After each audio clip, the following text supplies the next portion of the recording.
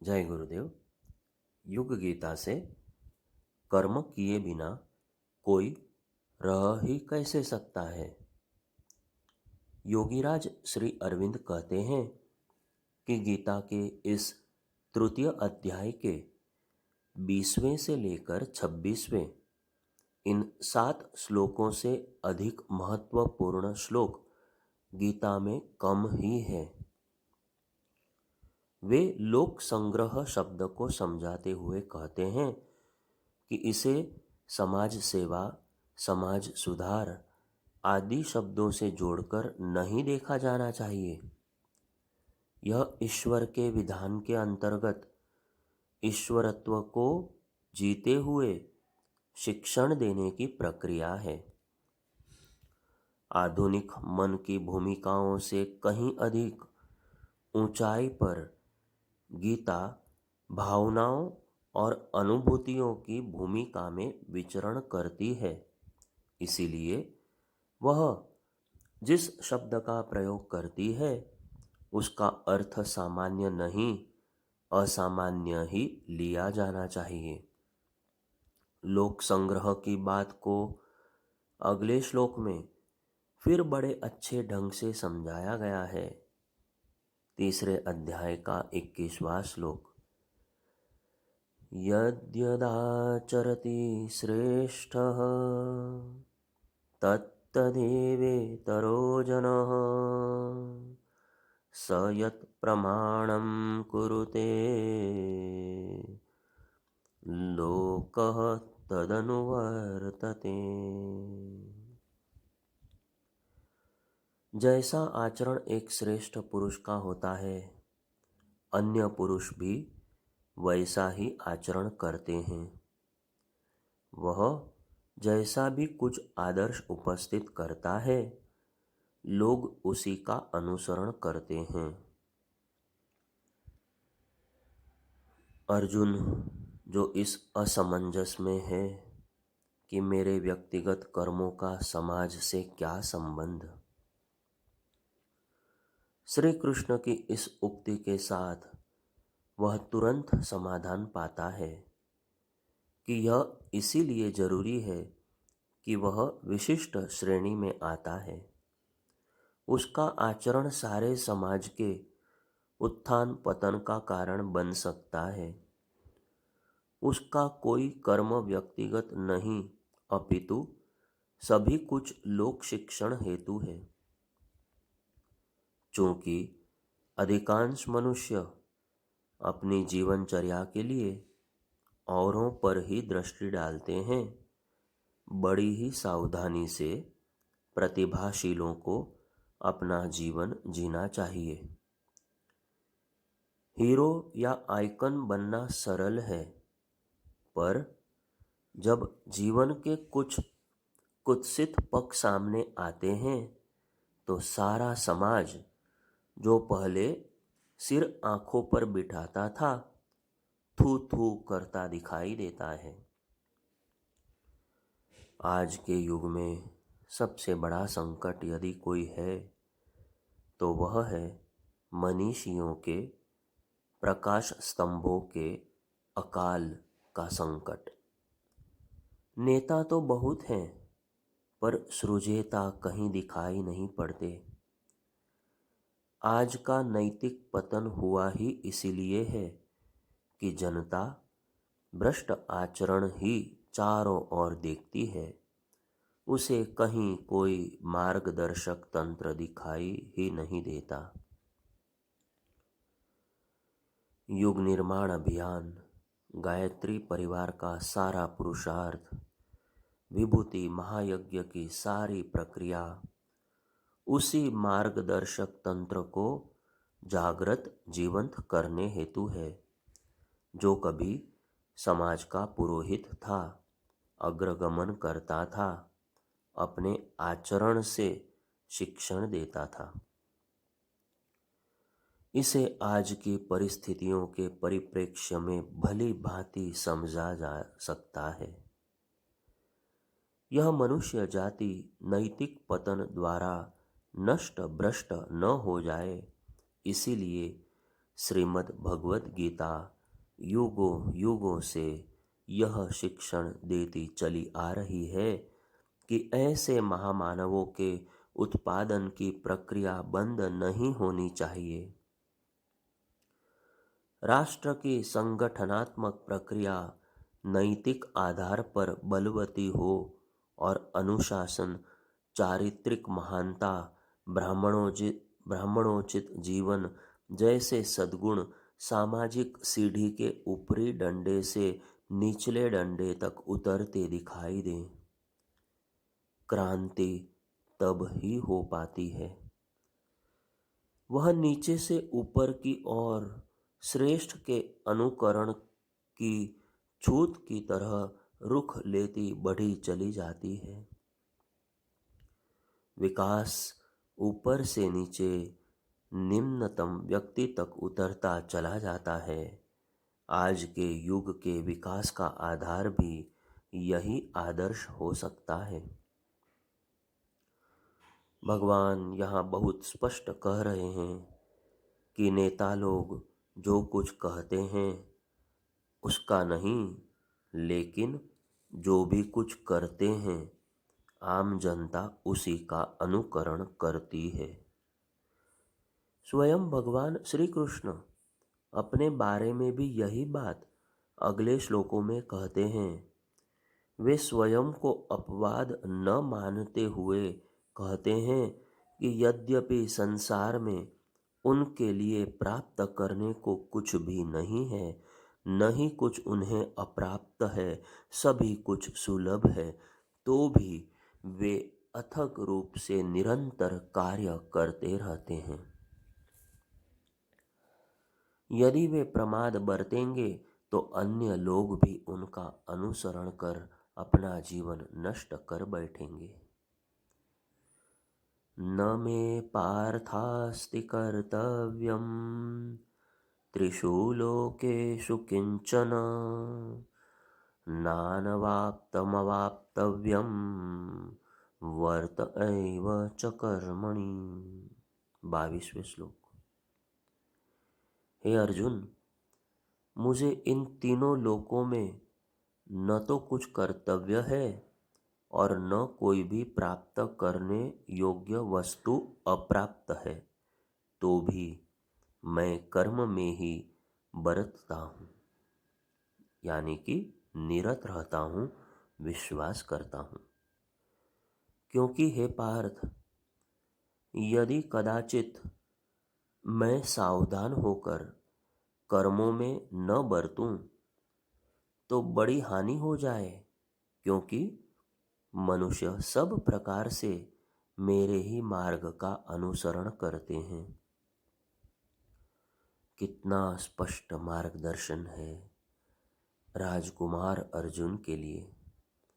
भगवान स्पष्ट कह रहे हैं कि मैं अवतार हूँ, मैं जो चाहूँ वह प्राप्त कर सकता हूँ, फिर भी कर्म करता हूँ। भगवान जब कर्म से विरत नहीं रह सकते तो फिर मनुष्य कर्म से कैसे दूर भाग सकता है। वे कहते हैं कि यदि मैं सावधानी पूर्वक हर तरह से सोच समझकर कर्म न करूं तो बड़ी हानि हो जाएगी। क्या समाज का नैतिक पतन हो जाएगा? यहाँ यह समझना पड़ेगा कि अवतार को शरीर के स्तर पर उतरकर व्यवहार करना पड़ता है, अवतार बनकर नहीं। क से कबूतर बनाने के लिए शिक्षक को क बनाना पड़ता है, बनाकर दिखाना पड़ता है। ऐसा नहीं कि कह दिया कि कबूतर तो तुम जानते ही हो। शिक्षक बार बार बनाता है, इसका मतलब यह नहीं कि उसे आता नहीं। उसे सिखाना है, इसीलिए बार बार शिक्षण देना पड़ेगा। अवतार स्वयं इंसान के स्तर पर उतरकर काम करके दिखाता है कि देखो, हम ऐसा कर रहे हैं, तुम भी ऐसा करो। यही है लोक संग्रह, लोक शिक्षण। पूर्ण जिंदगी जीकर दिखाना, जीवन को कलाकार की तरह जीना। परम पूज्य गुरुदेव ने घर गृहस्थी में रहकर जीवन जीकर दिखा दिया। आप वैराग्य नहीं ले सकते, हिमालय नहीं जा सकते, सन्यासी नहीं बन सकते तो कोई बात नहीं। गृहस्थी में रहकर लोक सेवा कैसे की जाती है, गृहस्थी को तपोवन कैसे बनाया जाता है, इसका उदाहरण मैं स्वयं जीकर दिखाता हूँ। यह गुरुदेव ने कहा व किया। कम पैसे में जीकर, ओढ़ी हुई गरीबी वाला जीवन जीकर कैसे जिया जा सकता है। परम पूज्य गुरुदेव ने सीमित साधनों में युग निर्माण योजना खड़ी करके दिखा दिया। करोड़ों व्यक्तियों के मानस को बदलना, करोड़ों व्यक्तियों के भाग्य की दिशा धारा को बदल देना और उसके लिए स्वयं नमूना बनकर दिखा देना, यह हमारी गुरु सत्ता के बल का ही कार्य था। वे जानते थे कि वे कौन हैं, किस लिए आए हैं, किंतु हम सब के स्तर पर उतरकर लोक शिक्षण दे गए कि लोक सेवी ऐसा जीवन जीता है। आज लाखों सद्गृहस्थ आध्यात्मिक प्रगति की दिशा में अग्रगमन कर रहे हैं। अपना अकेले का नहीं, अपने साथ परिवार, संस्था एवं पूरे समाज का उत्कर्ष कर रहे हैं। यह कितनी बड़ी बात है। अवतार, गुरु, महामानव वास्तव में डेमोन्स्ट्रेशन के लिए आते हैं, जीवन जीने की कला का शिक्षण देने आते हैं। अपने रोजमर्रा के जीवन की समस्याओं का समाधान कैसे खोजा जाए, इसका शिक्षण अपने आचरण से देने आते हैं। इसीलिए बार बार स्वाध्याय के क्रम में हमें कहा जाता है कि हम उनके जीवन क्रम को पढ़ें, मनन करें, भली भांति हृदयंगम करें। मनुष्य मनुष्यता सीख सके, इसके लिए अवतार वह सब करके दिखाता है जिसका सामना किसी भी मनुष्य को करना पड़ सकता है। भगवान अगले ही श्लोक में कहते हैं कि यदि मैं कर्म न करूं तो ये सब मनुष्य नष्ट भ्रष्ट हो जाएंगे और मैं संकरता को यानी कि व्यक्तियों में भ्रम उत्पत्ति जन्म देने वाला बन जाऊंगा तथा जाति के रूप में उनके नाश का कारण बनूंगा। श्लोक 24वां।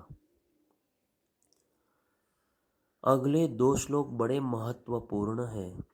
श्री भगवान 25वें तथा 26वें श्लोक में कहते हैं, जैसे अज्ञानी आसक्ति पूर्वक कर्म करते हैं, वैसे ही ज्ञानी को बिना आसक्ति के लोक संग्रह की दृष्टि से कर्म करना चाहिए। ज्ञानी को चाहिए कि वे कर्मासक्त ज्ञानियों में बुद्धि भ्रम पैदा न करे। उन्हें चाहिए कि स्वयं कर्मों को भली भांति संपादित करते हुए वे दूसरों को भी कर्म करने की प्रेरणा दें। भगवान कह रहे हैं कि स्वयं सेवी स्तर के लोक संग्रह के कार्यों का संपादन भी उतनी ही कुशलता और जागरूक मनोयोग के साथ किया जाना चाहिए जितनी कि जागरूकता और मनोयोग के साथ हम सांसारिक लाभों के लिए प्रयास करते हैं।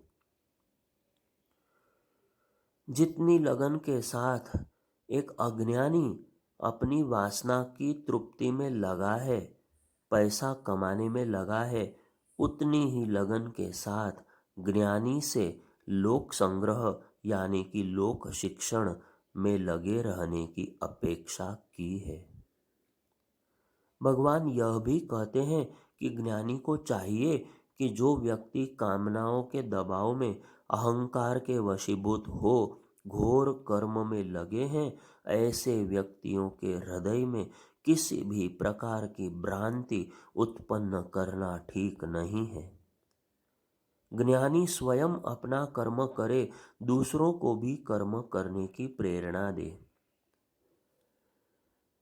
भगवान श्री कृष्ण का मत है कि कर्मण्यता एक पवित्र शक्ति है। इच्छा पूर्ति के लिए उत्साहपूर्वक अहम भाव से यदि कोई कर्म करते हैं तो उन्हें रोकिए मत। एक बार यदि वे अपने पुरुषार्थ में ढीले पड़ गए तो वे घोर तम से घिर जाएंगे। ज्ञानी जनों को धीरे धीरे अपना उदाहरण प्रस्तुत करते हुए उनके साथ मिलजुल कर प्रयत्न करना चाहिए। उन्हें निस्वार्थ भावपूर्वक समाज सेवा में प्रवृत्त होने के लिए प्रेरित करते रहना चाहिए। उपर्युक्त दोनों श्लोक बड़े गूढ़ अर्थों वाले हैं। इनमें एक बात बड़े महत्व की आई है, वह है सही अर्थों में ज्ञानी की परिभाषा। ज्ञानी कौन है? जो परमात्मा के स्वरूप में अटल स्थित है वह ज्ञानी है। जो ईश्वरत्व को जानता है, जीता है, वह ज्ञानी है। वह ज्ञानी है जो निरंतर लोक शिक्षण करता रहता है, अपने आचरण से शिक्षण देता रहता है। यह नहीं देखता कि और लोग क्या कर रहे हैं। जो औरों की उनके कर्मों में अश्रद्धा नहीं पैदा करता, बल्कि सतत अच्छा काम, परोपकारी कार्य करने की प्रेरणा देता है, वही सच्चा ज्ञानी है। हम सभी एक दुर्गुण के शिकार हो जाते हैं, वह है औरों को देखकर उनके बारे में अधिक सोचना। हम क्या कर रहे हैं यह न सोचकर यह सोचना कि वह क्या कर रहा है, क्यों कर रहा है।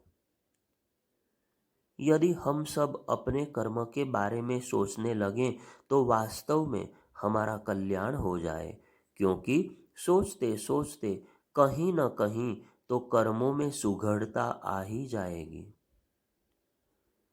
श्री अरविंद का पौंडीचेरी में आश्रम है। वहाँ एक सज्जन हमें मिले। उन्होंने हमें बताया कि आश्रम में आपको चिंतित लोग अधिक दिखाई देते हैं। हमने कहा, हाँ। कई लोगों के माथों पर सिलवटें दिखाई देती हैं। वे बोले, इसीलिए चिंतित हैं कि और लोग क्या करते हैं।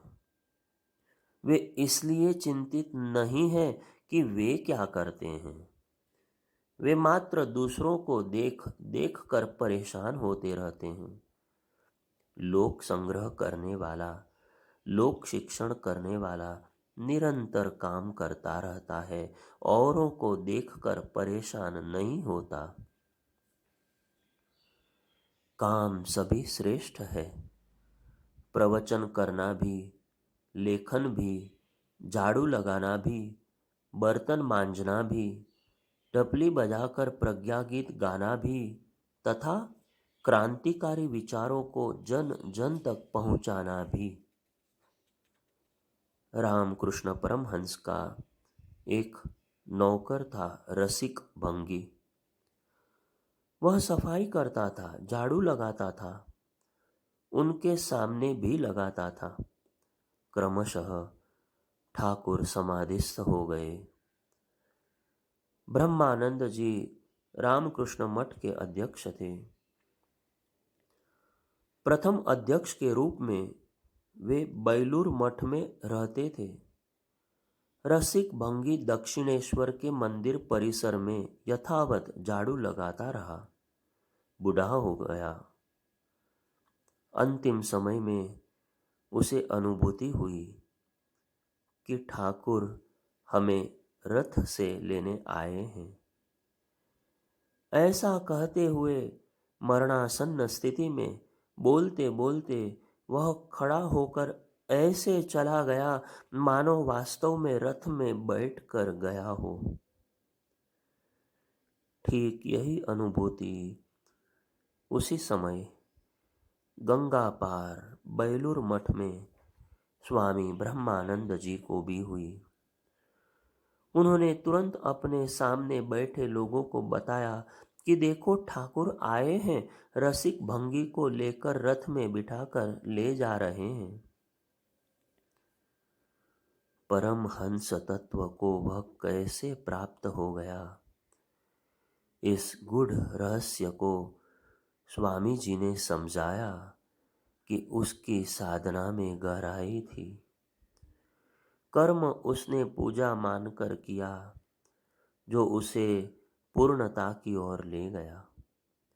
सफाई करते करते जब रसिक भंगी को लक्ष्य प्राप्ति हो सकती है, रैदास को जूता गांठते गांठते हो सकती है, सिखों के गुरु अर्जुन देव जी को बर्तन मांजते हुए हो सकती है, तो हम सभी को भी हो सकती है यदि हम उसे श्रेष्ठतम कर्म मानकर चलेंगे, गुरु का दिया दायित्व मानकर निभाएंगे। शांति कुंजाश्रम में एक भाई हैं जिनकी पदचाप हमें 2-2:30 बजे उठते ही सुनाई दे जाती है। नियमित रूप से उनकी झाड़ू लगाने की आवाज सुनाई देती है। 1978 से हम उन्हें देख रहे हैं। सामने का सारा हिस्सा जो अब पीछे सप्तऋषि आश्रम की ओर है, अस्पताल की तरफ से साफ करके तब रख देते हैं जब कोई उठता नहीं है। हमने उनसे पूछा कि आप यह क्यों करते हैं, तो उन्होंने कहा कि गुरुदेव कह गए थे सवेरे उठकर सबसे पहले झाड़ू लगाना। तब से हम यही कर रहे हैं। यह आदमी परम सत्य को प्राप्त हो जाएगा निश्चित है, क्योंकि उसने गुरु के दिए कार्य को अपना कर्तव्य मानकर संभाल लिया। जो 50 तरह की बातें शास्त्रार्थ झाड़ते हैं, दुनिया भर का प्रवचन देते हैं, हो सकता है उन्हें अभी कई जन्म लेने पड़े। आगे की चर्चा कल करेंगे। जय गुरुदेव।